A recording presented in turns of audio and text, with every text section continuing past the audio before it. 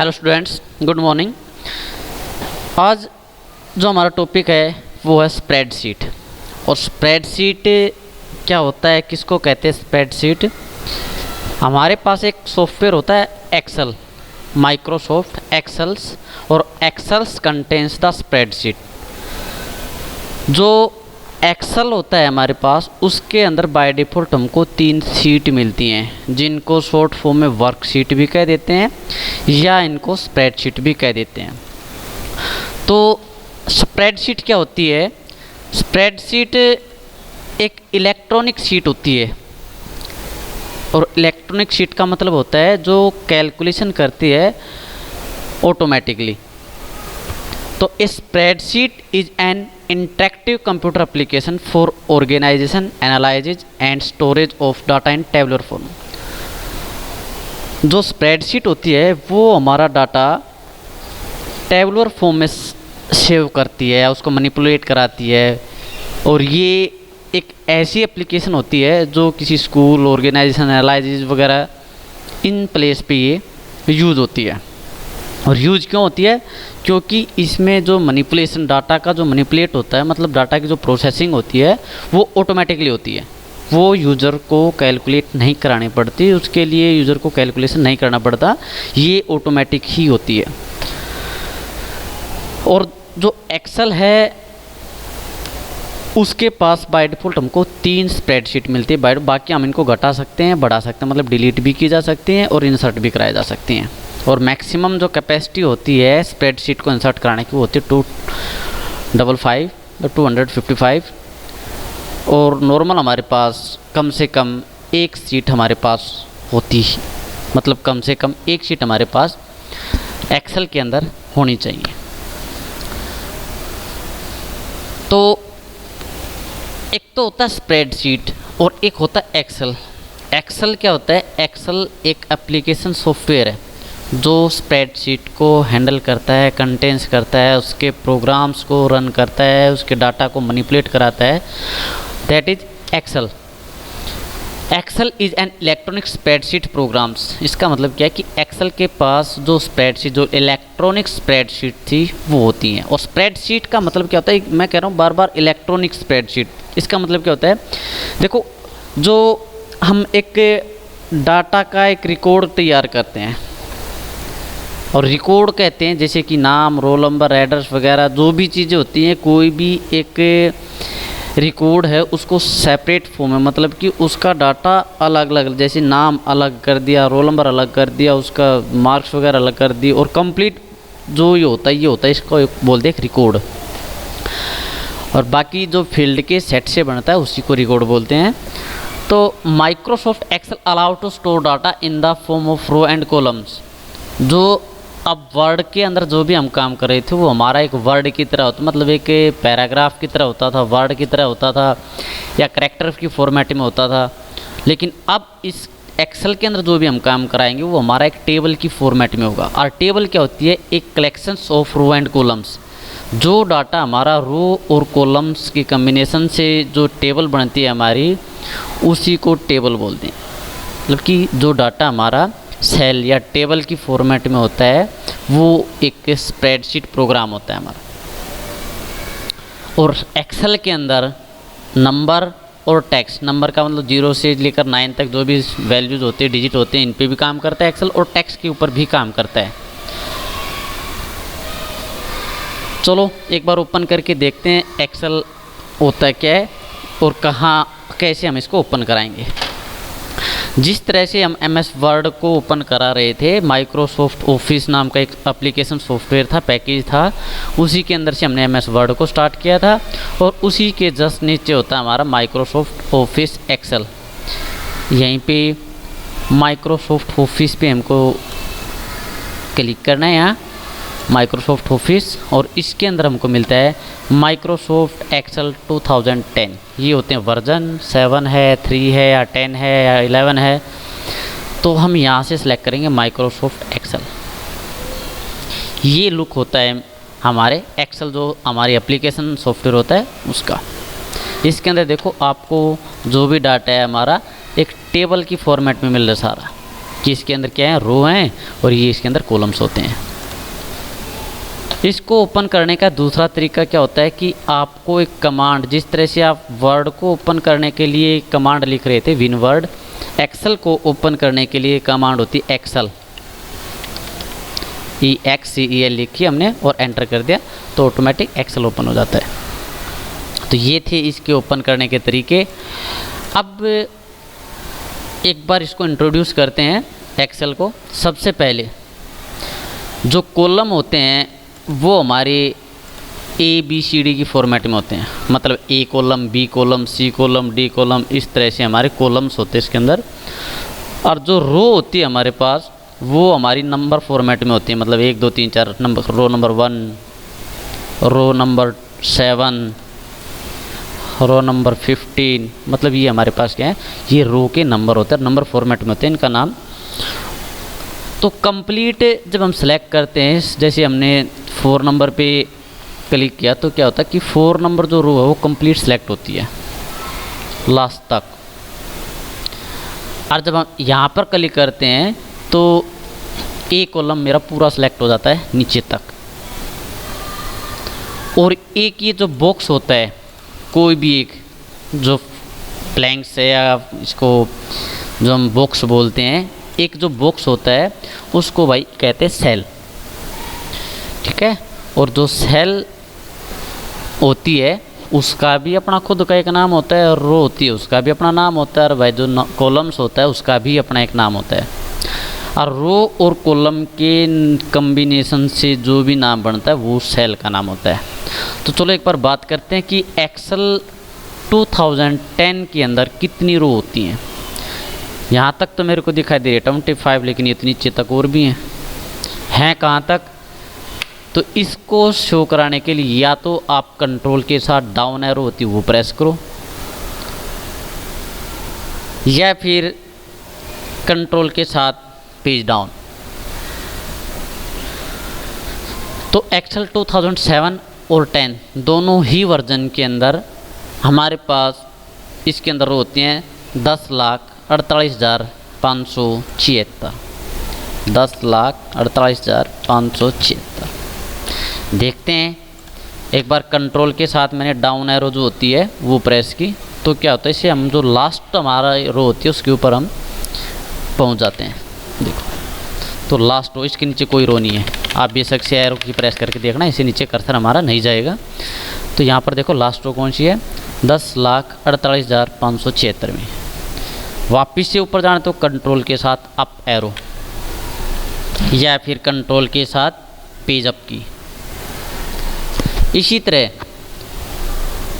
First column हमारे पास होता है A, और जो लास्ट कॉलम हमारे पास होता है वो होता है XFD। इसको देखने के लिए क्या करेंगे, कंट्रोल के साथ राइट एरो। इससे क्या होता है, लास्ट जो कॉलम होता है हमारा उसके ऊपर पहुंच जाते हैं। तो लास्ट कॉलम का नाम है XFD। लेकिन यहाँ पर ये कैसे पता लगेगा मेरे को कि यहाँ पे कौन सा कॉलम है ये। तो इसके लिए ना एक्सेल के अंदर आपको पता है फार्मूले ही होते हैं, जो भी मेन होते हैं फार्मूले ही काम करते हैं एक्सेल के अंदर। तो यहाँ पर आपको एक फार्मूला एंटर करा के देखना है, इक्वल टू कॉलम। और जो फार्मूले होते हैं, वर्ड में भी हमने एक फार्मूला किया था जिसका नाम था इक्वल टू रेंड, जिसके पास कुछ सैम्पल टेक्स्ट होता था। लेकिन आपने देखा होगा कि जो रेंड तो फार्मूले का नाम था, उसके से पहले मैं इक्वल टू लगाया, और इक्वल टू का मतलब होता है कि वो चीज़ एग्जीक्यूट होगी, उसका कुछ ना कुछ निष्कर्ष आएगा, उसका कंक्लूजन निकलेगा कुछ ना कुछ, तो उसी को फार्मूला कहते हैं।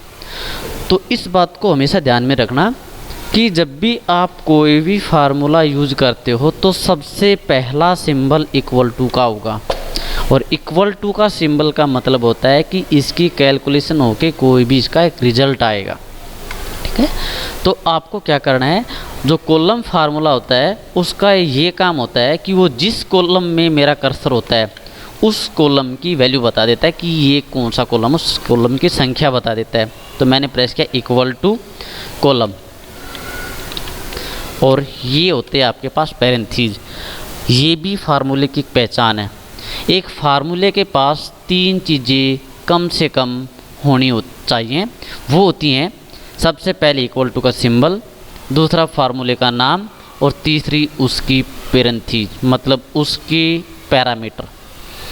पैरामीटर होते हैं जैसे आप मान लो सम कराना चाहते हो लेकिन किसका कराना चाहते हो, वो जो रेंज होगी, जो नाम होगा, उसके अंदर जो वैल्यूज़ होंगी उन्हीं को कहते हैं पैरामीटर।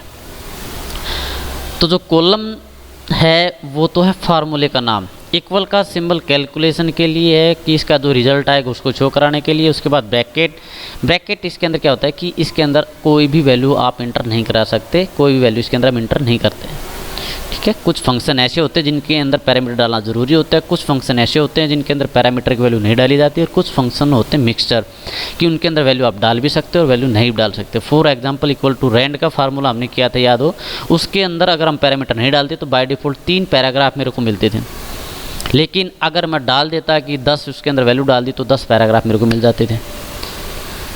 तो इसी तरह से जो आपका कॉलम नाम का फंक्शन है, जो फार्मूला है आपका, वो आपका नॉन पैरामीटराइज, मतलब इसके अंदर कोई भी वैल्यू आप इंसर्ट नहीं कराओगे और आप लास्ट में कराओगे एंटर। तो यहाँ पर देखो एक वैल्यू आई, तो मैंने कहा था कि जो कॉलम नाम का फार्मूला होता है वो उसकी जहाँ पर हमें फार्मूला लगाया उस लोकेशन पे जो भी वैल्यू है कॉलम की उसको बता देता है। अगर मान लो इसने यहाँ पर मेरे को 16,384 वैल्यू दी है, तो इसका मतलब अगर मैं यहाँ ये फार्मूला लगाता इस कॉलम के अंदर तो यहाँ पर मेरे को एक वैल्यू कम मिलती, मतलब 16,383 मिलती, यहाँ 82, यहाँ 81 और यहाँ 80। इसका मतलब यहाँ पर होना चाहिए 16,384। चलो यहाँ पर भी एक बार फार्मूले को यूज़ करके देखते हैं, इक्वल टू कॉलम और एंटर। ओके, इसी तरह से वापस आपको फर्स्ट कॉलम पे जाना है तो आप या तो प्रेस करो पेज अप और या फिर आप प्रेस करो कंट्रोल के साथ लेफ्ट एरो। एक चीज़ और होती है इसके अंदर जो आपको हमेशा याद रखनी है, एक्सेल के अंदर क्वेश्चन आ जाता है कि what do you mean by home cell. भाई होम सेल किसको कहते हैं? तो जो फर्स्ट कॉलम, जो फर्स्ट सेल होता है ना आपका, उसी को होम सेल कहते हैं, ठीक है।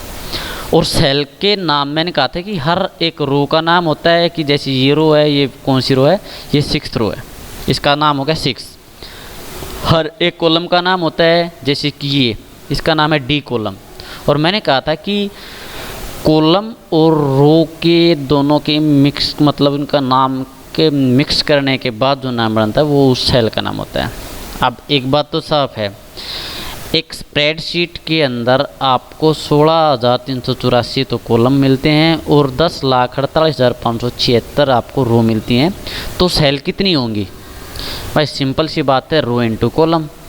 कितनी सेल होंगी कि 10,48,576 को अगर हम मल्टीप्लाई कर दें 16,384 से, उतनी आपकी सेल होती हैं। और देखो कितनी सारी सेल होंगी, और हर सेल का नाम होता है और हर सेल का यूनिक नेम होता है, ठीक है। तो ऐसी कोई भी सेल नहीं होती जिसका नाम ना हो। अगर बात करते हैं, अब जहाँ पे मेरा कर्सर है, ये कौन सा जो बॉक्स है, ये कौन सी सेल है? इस सेल का नाम सबसे पहले देखते हैं, हम चेक करते हैं कॉलम, उसके बाद रो। तो कॉलम कौन सा है? ये F, और रो 3, तो इसका नाम होगा F3, ठीक है। इस सेल का नाम होगा F3, F4, F5, ओके। अगर इसकी बात करते हैं तो कौन सी सेल है? ये C3। तो होम सेल किसको कहते हैं? A1 को। ये मेरी होती है होम सेल, इसको कहते हैं A1। वैसे अगर आप नाम देखना चाहो तो यहाँ से हम इसका नाम, ये जो होता है नेम बॉक्स होता है, यहाँ पर जिस सेल पे मेरा कर्सर होता है उस सेल के नाम को शो कराता है नेम बॉक्स। ये होती है फार्मूला बार, कि ये जो भी फार्मूला लगा होगा या एक्चुअल जो वैल्यू होगी वो आपको यहाँ दिखाई देती है। अगर हम एक बार लास्ट में चलते हैं, हमने एक फंक्शन देखा था कि हमने लिखा था इक्वल टू कॉलम। यहाँ पे देखो, यहाँ तो मेरे को एक वैल्यू दिखाई दे रही है 16,380, लेकिन एक्चुअल में आपको पता है कि ये वैल्यू तो कैलकुलेट होके आई है। और वो कैलकुलेट देखो, यहाँ तो आपको वैल्यू शो कराता है स्प्रेडशीट पे, लेकिन फार्मूला बार में देखियो कि ये वैल्यू कहाँ से आई। एक्चुअल में ये वैल्यू यहाँ से आई कि हमने ये फंक्शन हम लगाया था। तो फार्मूला जो बार होती है वो आपके फार्मूले को शो कराने का काम करती है कि आपने यहाँ पे क्या फार्मूला इनपुट किया है, ओके।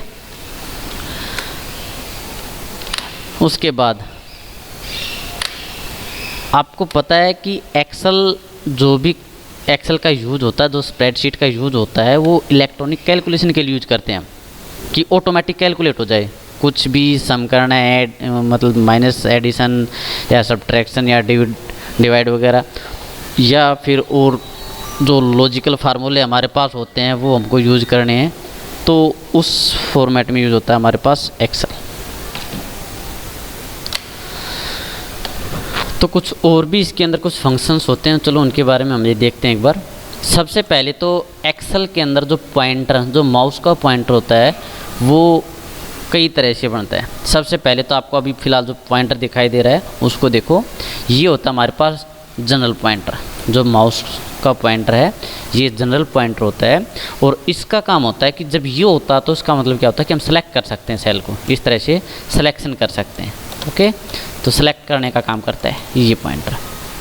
उसके बाद थोड़ा ध्यान से देखो, जब मेरी जो सेल है, जो सिलेक्टेड बॉक्स है मेरा, इसके नीचे आपको एक छोटा सा पॉइंट यहाँ पे दिखता होगा।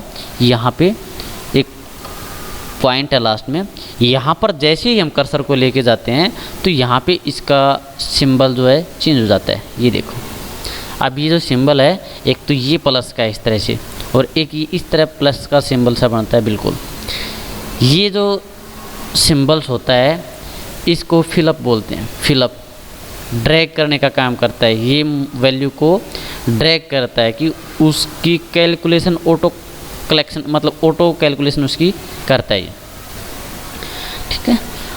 और एक पॉइंटर आपका, जैसे आप यहाँ पे जाते हैं तो यहाँ पर इस तरह पॉइंटर बनता है। माउस पॉइंटर के साथ आपको left, right, top, bottom arrow से मिलती है। इसका मतलब होता है मूव पॉइंटर, कि ये क्या काम करता है, सेल को मूव कराने का, जो वैल्यू होती है उसको उठा के दूसरी जगह पे मूव कराने का काम करता है, जिसको कट पेस्ट भी कह सकते हैं। जैसे कि यहाँ पर 67 है, ये वैल्यू मैंने गलती से यहाँ डाल दी, ये तो यहाँ डालनी थी वैल्यू। तो आपको ज़रूरी नहीं है यहाँ पर आप इसको डिलीट करके दोबारा यहाँ लिखोगे, आप इस सेल को उठा सकते हो यहाँ से। जब ये सिंबल बन जाता है आप इसको पकड़ के ड्रैग कर सकते हो। ड्रैग का मतलब आप समझते ही होंगे कि आपको क्लिक भी करना है, माउस को दबाए, जो लेफ़्ट बटन होता है उसको प्रेस करके भी रखना है, और आपको इस माउस को मूव भी कराना है, दैट ड्रैग। ओके, और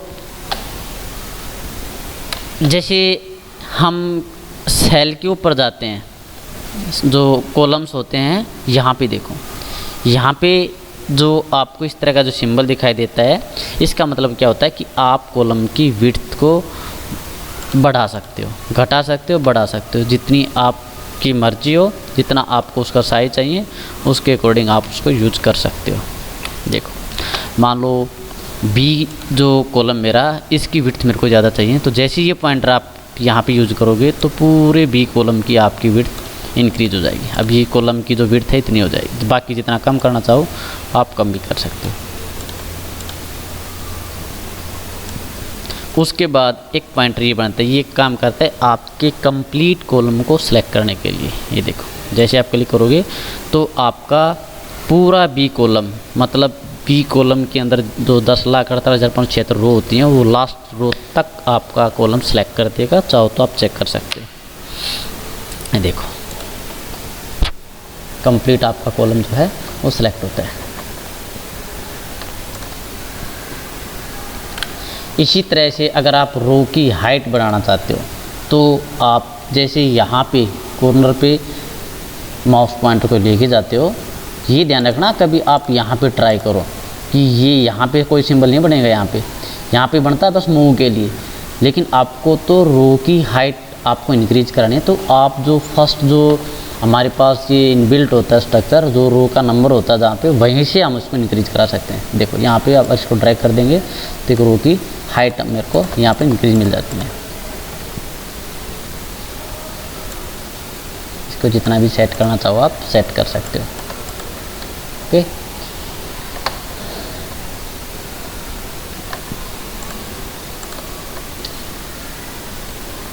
इसके बाद देखो, इसके अंदर कुछ ऑटो फिल के ऑप्शन होते हैं। एक्सेल के अंदर जब भी कोई भी काम करते हो, चाहे आप कहीं भी करो, ये नहीं कि आपको स्टार्टिंग से ही करना है।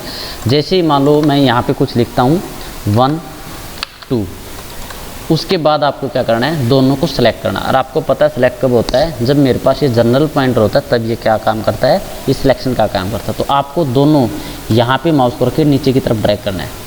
और ड्रैग ये ध्यान रखियो, कभी आप यहाँ पे इसको लेके ड्रैग करो तो इसका मतलब क्या हो, वैल्यू चेंज कर देगा, जो नीचे है 2 की जगह 1 कर देगा।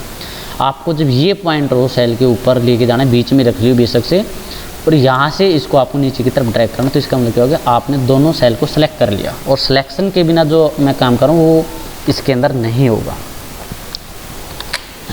तो आपको जब दोनों को सिलेक्ट कर लिया, तो अब ये जो पॉइंटर बनता था मेरा फिलअप पॉइंटर था, ये निशान जब भी बनता आप इसको नीचे की तरफ ड्रैग करोगे तो क्या होता है, ऑटोमेटिक काउंटिंग स्टार्ट हो जाती है। देखो मैं तो 1 2 ही लिखा था, अब उसके बाद क्या होगा 3 4 5 6 7 8 अपने आप ऑटोमेटिक चलता है। और ये ज़रूरी नहीं आपको 1 से स्टार्ट करना है, आप इसको चाहो तो कहीं से भी स्टार्ट करते हो। 5 लिख दिया आपने, उसके बाद आपने 6 लिख दिया, तब भी आप दोनों को सिलेक्ट करके ड्रैग कर सकते हो। तो इसके आगे नेक्स्ट वैल्यू जो भी होंगी वो इसके अंदर इंक्रीज़ होती जा रही है। या फिर हम कुछ भी लिख दो, आपने 5 लिख दिया, यहाँ पर आपने 16 लिख दिया। अब देखो दोनों में कितना गैप है, 11 का गैप है। तो ये 11 का जो गैप है वो नेक्स्ट ऐड होता चला जाएगा। जैसे हम ड्रैग करते हैं तो 5 के बाद 16 के बाद अगर हम 11 ऐड करते हैं तो कितना आना चाहिए, 27। ओके, इस तरह से 11 उसके अंदर क्या करता जाएगा, प्लस करता जाएगा। ठीक है, 5 16, उसके बाद उसके अंदर 11 ऐड हुए तो 27, उसके अंदर 11 प्लस हुए तो 38। इसी तरह से ये भी ज़रूरी नहीं है कि आप हमेशा पहले छोटी वैल्यू लिखोगे उसके बाद बड़ी। आपने 10 लिखा, आपने यहाँ पे 8 लिख दिया, इसका मतलब इन दोनों में गैप कितना है, 2 का, -2 का, मतलब 10 में से 2 माइनस हुए हैं। तो इसी तरह से जो नेक्स्ट ड्रैग करेंगे हम नीचे की तरफ तो -2 सबसे मतलब सब्ट्रैक्ट होते चले जाएंगे। 10 है, 8 है, फिर 6, फिर 4, 2, 0, -2, इस तरह से आपकी वैल्यू जाते रहेंगे। मतलब आपकी जो भी गैप होता है वो आपका इंक्रीज या डिक्रीज होता है। ओके, जैसे कि हम करते हैं भाई, मेरे को मान लो टेबल चाहिए एक 17 की टेबल, तो 7, अब बस आपको बस ये है कि 2 वैल्यू कम से कम चाहिए ताकि एक्सेल को उनका गैप पता लग जाए कि इन दोनों के बीच में गैप कितना है। जैसे 17 है, 34 है, उसके बाद आप ड्रैग कर दो जहाँ तक आपकी मर्जी। तो ये क्या है, 70 की टेबल आ गई। ठीक है, तो स्प्रेडशीट का मतलब ये होता था कि वो क्या होता है, एक इलेक्ट्रॉनिक शीट होती है जिसके ऊपर रो और कॉलम की फॉर्मेट में मेरा डाटा होता है और उनकी कैलकुलेशन क्या होती है, वो ऑटोमेटिक होती है। इसी तरह से आप लेफ़्ट राइट में भी जैसे 4 लिखा, 5 लिखा, आप इनको चाहे ऐसे ड्रैग कर लो तो भी ऑटोमेटिक कैलकुलेशन होती चली जाती है। और ज़रूरी ये भी नहीं है कि आप हमेशा नीचे की तरफ ही ड्रैग करो, ये भी कोई ज़रूरी नहीं है। आप इसको चाहो तो ऊपर की तरफ ड्रैग कर दो। अब नीचे से ऊपर की तरफ देखेंगे तो -2 का गैप है, यहाँ पे क्या होता जाएगा, डिक्रीज होता चली जाएगा। ये देखो आपकी मर्जी, आप इधर ड्रैग कर लो, उधर कर लो, लेफ़्ट राइट। इसी तरह कुछ इनबिल्ट इसके अंदर टेबल होती हैं। अगर देखो मैं इसके अंदर जनवरी फरवरी लिखता हूँ, शॉर्ट में भी लिखा मैंने जैन। अब आपको 2 वैल्यू लिखने की ज़रूरत भी नहीं है, क्यों, ये चीज़ें इनबिल्ट होती हैं, लिस्ट होती है इसके पास ऑटोमेटिक। तो आप इसको ड्रैग करोगे तो ऑटोमेटिक जनवरी फरवरी जो होती हैं वो मेरी आ जाएंगी, उसके बाद रिपीट होती चली जाएंगी। जैसे दिसंबर आता है उसके बाद फिर वापस से जनवरी वापस। तो इस तरह से आप ये भी कर सकते हो। उसके बाद कंप्लीट लिखते हो आप तो ये कंप्लीट शो करा देगा सारी। ठीक है, तो ये कंप्लीट में शो करा देगा।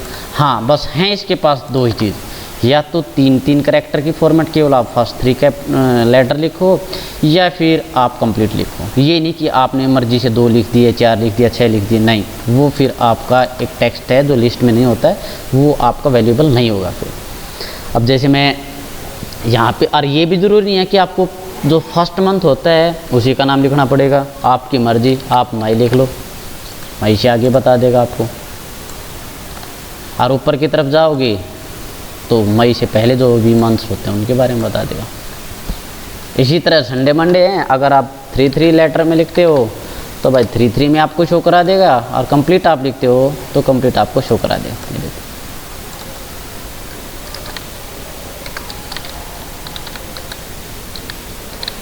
कंप्लीट लिखते हैं और इसको ऊपर की तरफ लेके जाते हैं। तो थर्सडे से पहले जितने भी डे होते हैं वीकडे, उनके बारे में बता दिया। ओके, तो ये इसके अंदर इनबिल्ट होते हैं। अगर वैल्यू की बात करें, अब तक तो मैं डबल वैल्यू लिख रहा था। अगर मैं एक ही वैल्यू को सेट कर दूं, जैसे 5 लिख दिया मैंने और कुछ सेलेक्ट किया नहीं, बस 5 को पकड़ के ड्रैग कर दिया, तो जितनी भी सेल आप सेलेक्ट करोगे उनमें वही वैल्यू फिल कर देगा जो उसने पिक की थी। जो मतलब उसने जो फर्स्ट मेरे पास सेल के अंदर वैल्यू थी, उसी को सबके ऊपर काम कर देता है।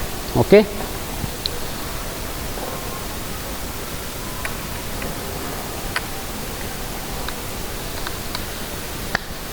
तो आज के लेक्चर में बस इतना ही। बाकी कुछ फार्मूले कल करते हैं, कैलकुलेशन के बारे में कल देखते हैं। उसके बाद 3rd या 4th लेक्चर में आपका जो बुक के अंदर सिलेबस है एक्सेल का, वो स्टार्ट करेंगे। इसके बारे में पहले इंट्रोड्यूस करना ज़रूरी था कि एक्सेल क्या कर सकता है, किसको क्या कहते हैं। तो ये चीज़ें आज हमने की हैं कुछ। तो आज के लेक्चर में बस इतना ही। Thank you.